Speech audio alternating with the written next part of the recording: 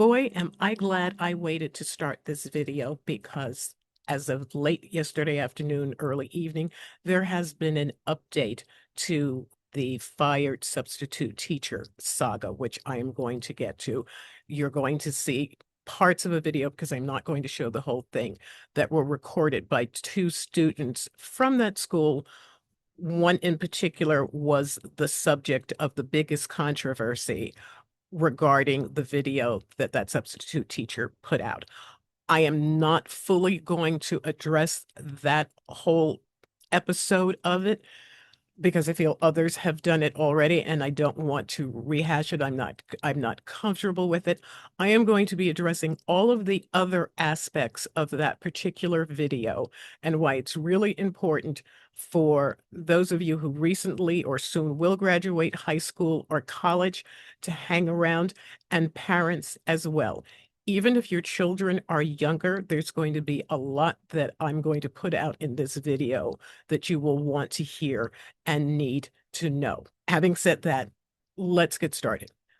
About 4 months ago on the Teshley Solutions website, I put up a blog post with the title, Are Today's Young People Workforce Ready? And based on the conduct, and I realize it's anecdotal, it's one person, and she does not represent all young people.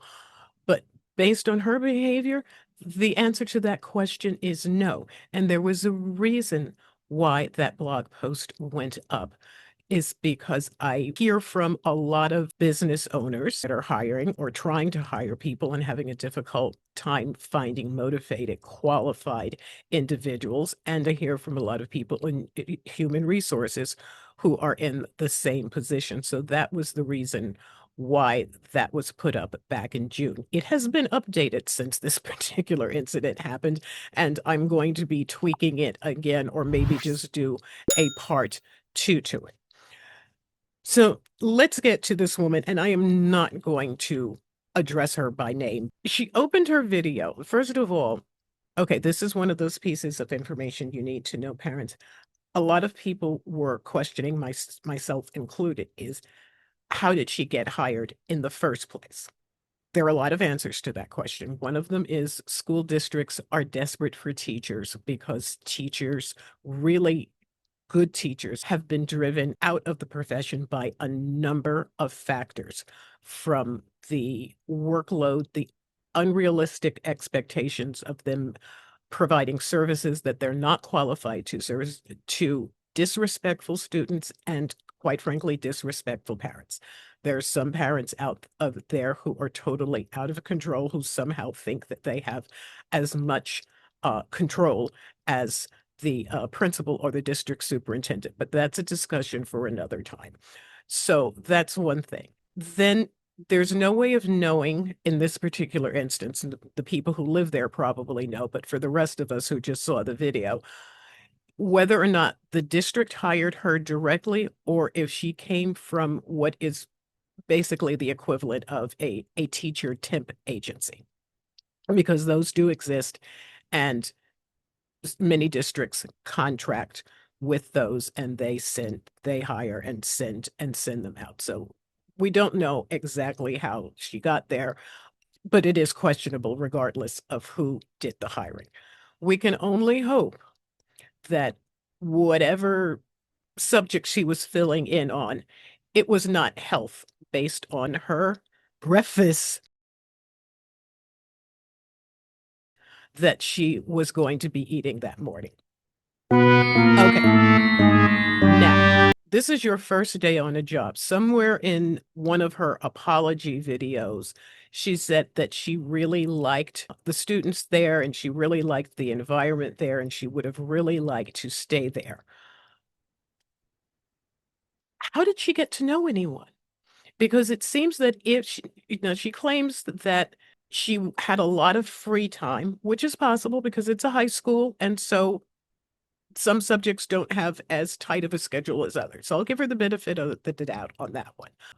But you're going in on your very first day and you're either wearing a body camera or you've got your phone in such a way that, yeah, you're basically a police officer with the body cam, except people know that police officers have body cams. They don't expect teachers to be using their cell phones or a body camera or whatever it is. So you've already gone in doing that, filming when you shouldn't have been filming. Regarding the filming that she did with her camera visible, again, different schools have different policies.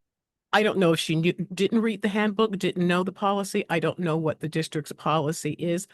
Somehow it's my suspicion that even if she had read it, it just would have bypassed her and she would have gone on and done it anyway, because as she says, she is a content creator, which is fine. I'm on here right now creating content. I don't have a problem with that. But teaching, it just is not. It should not be a side hustle. These are young people. This is the next generation. They need motivated, caring people, even if they're substitutes who are committed. There were substitute teachers in my district, the district I live in, who were hired on as regular teachers. And then some of them even went on after many years to administration. So substitute teaching can really be a way to a long-term career. But if she's a content creator, she should understand that content creation comes with big time downsides. Long before this ever happened, on my YouTube feed on a regular basis, I am fed videos. I got fired because of TikTok. And it has been people from fast food workers to corporate executives that have lost their job for doing things a lot less questionable than what this young lady did. But their companies have policy about recording, number one, on the clock, number two, recording the workspace. And there's a whole litany of things that businesses do not want their employees filming while they're on the clock. They do not want their premises filmed inside or out. And so, yeah, content creation is not just this thing that you do, and it doesn't have a downside. Everything has a risk or a potential risk, and that's one of them. Some people, family vloggers, have lost their children because of what they've put out there. So if you want to be a content creator, that's fine. You can do that, but understand that it does come with risk. She's upset because many people who did videos, questioned that one portion of the video, and particularly they questioned it because by her own admission, it was not an extemporaneous uttering. It didn't come to her on the spot, and she said it. She did it while she was editing her video before she put it out, meaning she thought about it and she said exactly what she wanted to say.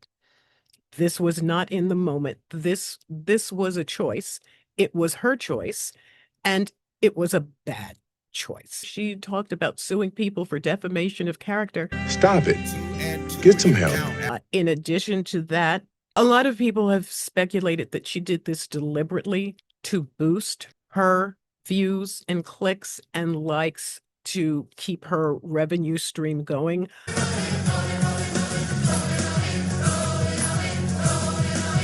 Well, yeah, that didn't work because not only did she get fired from the substitute teaching job, apparently she had another job that she said she had for a year that she also was terminated from. So pretty much her content creation is all she has now. And I understand she even had trouble with that because the channel got banned for a while and then she started another one. Regardless, it just comes with the territory. There are just certain things that you have to accept when you take any job.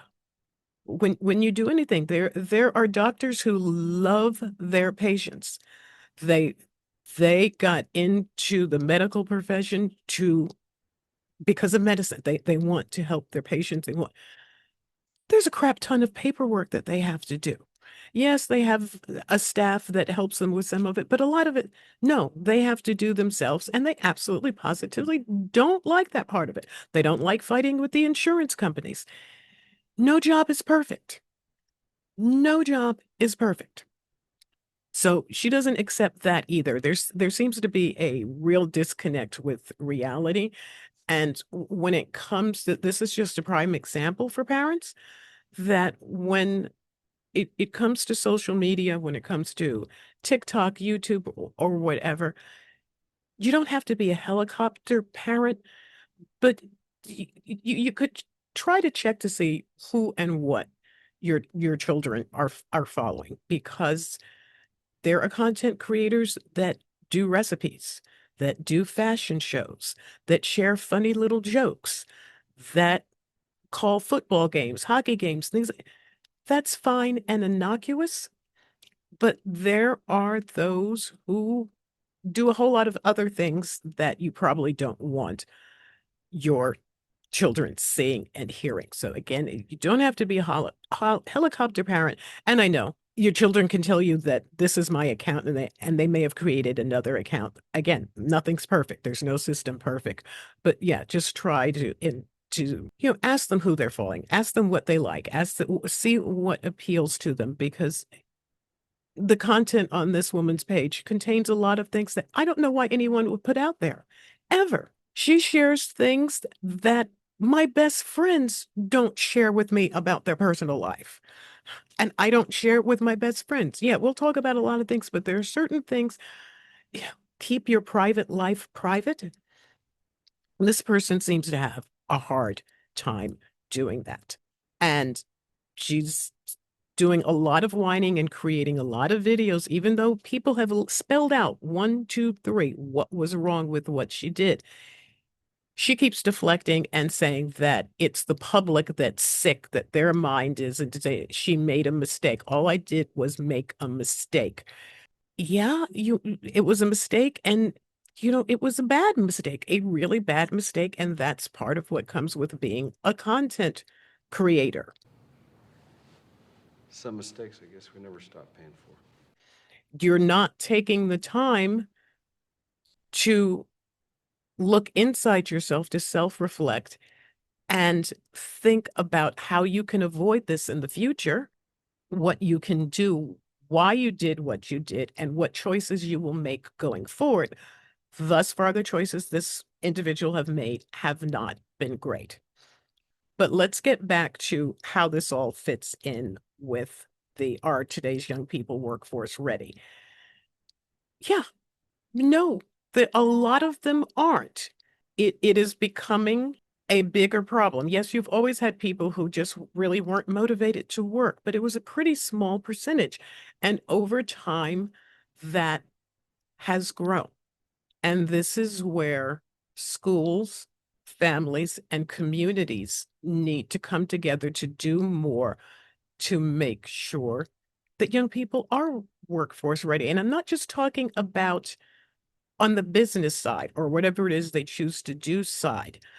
Yes, they need to be prepared for that. They need to know that if you're a construction worker, you don't come in high heels. There's a tire that construction workers wear, and there's a tire that business executives wear. You need to dress appropriately. There's a lot of things that you need to do. But then on the other side of that, and particularly as the world is changing fast, they need to understand what their rights are.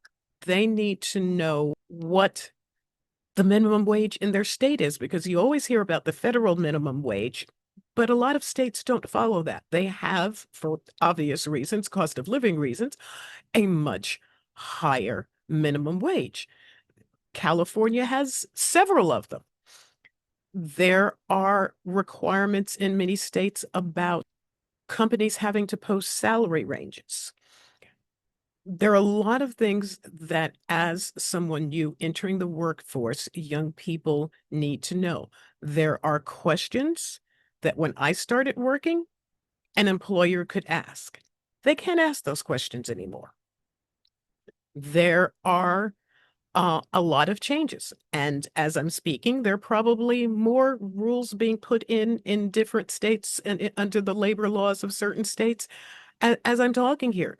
So definitely need to keep up with those. Now, The good part about living in this age with the internet is company research, particularly if it's a company that has existed for a while. Now, I do know that a lot of young people start working at startups there. So there isn't a whole lot to research there. But you might be able to research the founders and find out about them before you even apply, because you may discover things that would tell you that no, this is someplace that I wouldn't be happy at. I wouldn't want to work. So you won't waste your time and you won't waste the interviewer's time. But if it's a company that's existed and been around for a while, research it, research it, research it, find out what it is that they do, what kind of reputation they have, see if that would be a good fit for you. But then also, then you'll know the right questions to ask when you go in for the interview, and it shows that you have a real interest in the company. Uh, People research companies, it was a lot harder, but before the internet existed. They'd go to the library, look through books, they'd look through news articles, and that impressed prospective employers. So that is something that is real easy to do to help prep yourself for entering the workforce. Now, one of the other things, first day on the job. Let's talk about your first day on the job. Now, somewhere in one of her apology videos, she talked about she really liked the students, she really liked the school, she thought she could have been happy there, she would have wanted to stay. How did she get to know anybody if she was using all of her free time to create content, to take videos? Because you see her walking in the classroom, walking out the classroom with her feet up on someone's desk, not just on someone's desk, but on someone's papers. Really? You think that this is appropriate. So if you think the only reason you got fired is because people think that you sexualized a young student, it's not. If you remove all of that from, there was plenty in that video for termination of anyone. Even without that, which I said, for the most part, I am not going to address, but I am going to, as I said, in a couple of minutes, I am going to play for you a response video from that student and what has happened to her as a result of that, which brings me to my next point. And this is particularly for parents or those of you who are students who don't want to be content creators and don't necessarily want to be a part of someone else's content. You are a very private person and you have a right to be a very private person. That's fine. And then also in terms of school policy, parents, you need to know what the school policy is about filming, because there are a lot of teachers who put up a lot of content on social media, and a lot of it has students with their faces clearly visible. Now, the district where I live, they have a really tight policy about photographing students, uh, either for school publications or for the local newspaper. I haven't checked lately. I don't know if the policy has been updated to take into account social media. So that's what I'm saying. There's so many changes happening so fast that sometimes it's just hard to keep up. But I know when my daughter was in school, yeah, you had to sign a waiver. I worked for the district briefly. I would go to events and take pictures, but then I would have to select the pictures that I wanted to use, that I wanted to either put in the district publications or submit to the local paper for publication. I would have to send them to the individual schools to have them check to see if all of the students in the picture were okay. One event I had a picture, I was so excited about it. It was just the students were happy. They were saying they were engaged in the event and stuff, but because of one student, I couldn't use that picture. So parents check to see, I mean, if you're fine with your child being out there, that's okay. Not making any judgments. Everybody's different. And that was one of the things that occurred to me when I first saw that video and she's putting this up there. I'm thinking, yeah, you're a substitute teacher in a school, you know nothing about these students. There are students in public school who are under protection. They're in hiding from one or both of their family members, of their parents. They're being cared for by one parent or by other parents, and they're not where they are isn't supposed to be known. When you put this out there like this, you run the risk of putting those students in danger. Speaking of putting students in danger, the young lady who was the subject of the unnecessary comment put out a video responding to that because in this day and age it shouldn't, but it did. It surprised me a little bit. She was being hate bombed by people saying it was her fault because she was looking at the teacher and trying to come on to the teacher. I'm guessing she's 15, 16 years old. She didn't give her age. She did give her name. I am going to clip that out of the video that I'm going to play just because the less exposure, the better. So there's that aspect of it. But then she and her friend, another schoolmate, also addressed the issue about them recognizing her. It was not, as I suspected, it was not as she purported. So let's take a look at this. Everybody has seen this video everywhere, and if you haven't, just go watch it. So there was a substitute teacher at our school that made a really weird comment to one of my friends, talking about how it's her fault because she was staring. Posting this on my account because I have a bigger following, and she wants to talk about it. So here's my friend. I keep getting bullied for no reason. It was a comment that she posted on Facebook, Instagram, and TikTok. And my mom actually, my mom knows about this. Why everybody be like, I'm grown for looking at a grown woman. But if somebody was recording you from like right here, looking at you, you're going to look at them, apparently. Like it's like common sense to look. The second thing is, I am not grown. There was a lot of comments made that I'm grown. The second thing is, I am not the reason she got fired. She was the reason she got herself fired. You gotta know that the whole school saw it. Every coach, every teacher, everybody saw the video. She posted on every platform that she has, so it's not even I told. Third, our volleyball team went to state, and I'm on a cheer team. Walking around the school when they had like a mini parade, so it's a lot of cameras in your face because everybody's recording you. If she had her camera like this, okay, I smile. But she had her camera like she wanted to talk about somebody. So I'm getting bullied by so many grown people that they don't have nothing to do with it. Like I was looking like, oh.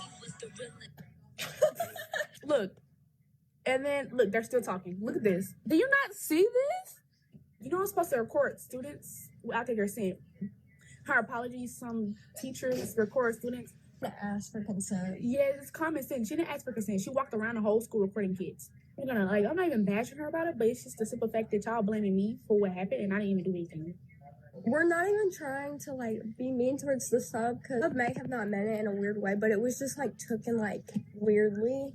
Calling her the things she called her. If you're gonna make an apology video about a video that you messed up about, why aren't you taking it down? And I think the reason that she is not taking it down is because she is so worried about the likes. Yeah. But she said that every student was around her and we knew her. Nobody knew her. The reason I know her is because I have a job. I'm not gonna say, well, I work at it here.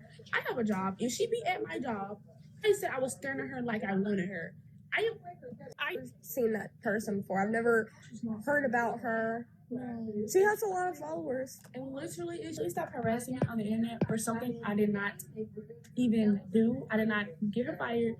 I did not look at her in a sexual way. I didn't do anything. The only thing I was doing is being a child. Peace out, guys. So yeah, she's made this young lady's life difficult, as though high school isn't difficult enough. Now she's getting these messages from people that I don't know what's going through their heads. If you are harassing a teenager because she appeared in a video that shouldn't have been taken by someone who shouldn't have posted it, you need to stop and think about yourself. Let it go. So going back to the part about this woman saying that she liked the school, she liked the students there, she liked the people there, she would have. When did you get to know them? When she was spending her time filming, setting up and filming. Because you see, when she's walking through the door or sitting on the desk, yes, she had to have some kind of setup for that, which I imagine what was in that little briefcase that she had, some kind of portable, collapsible, foldable tripod. When I start a job, I'm learning the layout of the building, who's on what floor, who's in what office. Even if it's a one floor office, I'm learning where's the ladies' room. This is what I'm doing. I get to know who does what. If I have a question about this, who do I speak to about this? How do I get more supplies? That's what you do on your first day on a job. That's what the average person does on the first day on a job. If something goes wrong, where's the fire exit? Where's that? These are the things that most people want to know. But no, Miss Content Creator just wants to try to boost her revenue stream. Again, I have nothing against content creation. I have something against certain types of content creation. Nobody expects people to be one thing. You can have multiple likes. You can have your day job, your regular profession, whatever you want to call it. And then it's not even something that may make you money. It's just something you enjoy doing, whether it's cooking, gardening, reading, whatever it is, painting. People who are, just, like this, and this is all they know is their job, and all they ever talk about it is their job. They're kind of boring people. So yeah, you want people that have different interests that you can share different things and find out about. That's fine. Just make it reasonable. Just make it reasonable. As I said, some of the things on that individual's social, and evidently she's across all platforms. I only saw maybe 4 or 5 portions of videos on TikTok, and that was enough to know that, yeah, this is someone I never would have followed for any reason. Okay, I know life is hard. I know for some guardians, parents, you're working 2 jobs and it's tough. But as I was talking about earlier, policies happen at board meeting.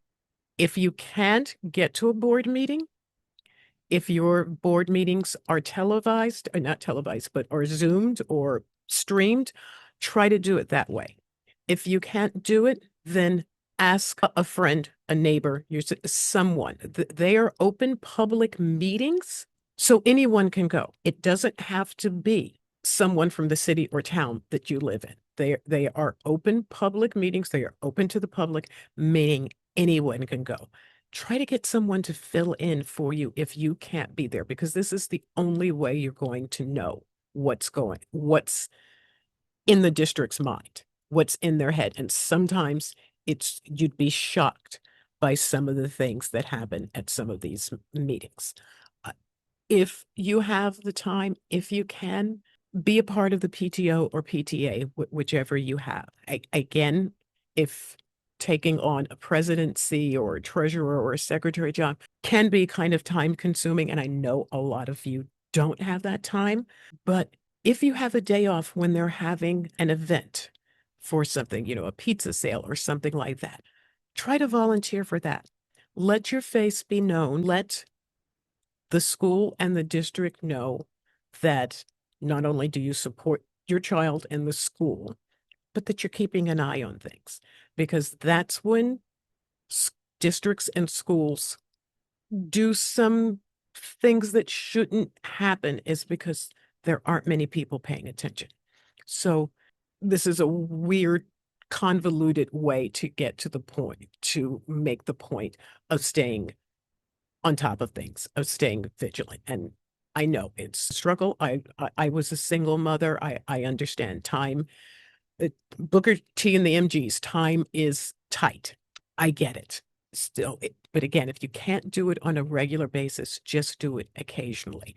And when it comes to board meetings, again, if you can't be there, get someone to fill in for you. If they're recorded, watch them when you do have some downtime. Find out what they're proposing. Find out what they just passed. Be as knowledgeable about these things as you possibly can.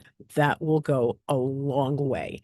And yeah, if it's something that's reasonable, let your child know, hey, did you know that the district is considering doing this? Have these conversations with your child. I don't like to use the word age appropriate, the term age appropriate a lot, but yeah, there are times when it is applicable, but they are young people, but they are not always going to be young people, as you and I both know, because we were all young once. We're not anymore. Include them in conversations whenever you can, because then you being active will help make them active. And the last point that I'm going to make about this subject is AI.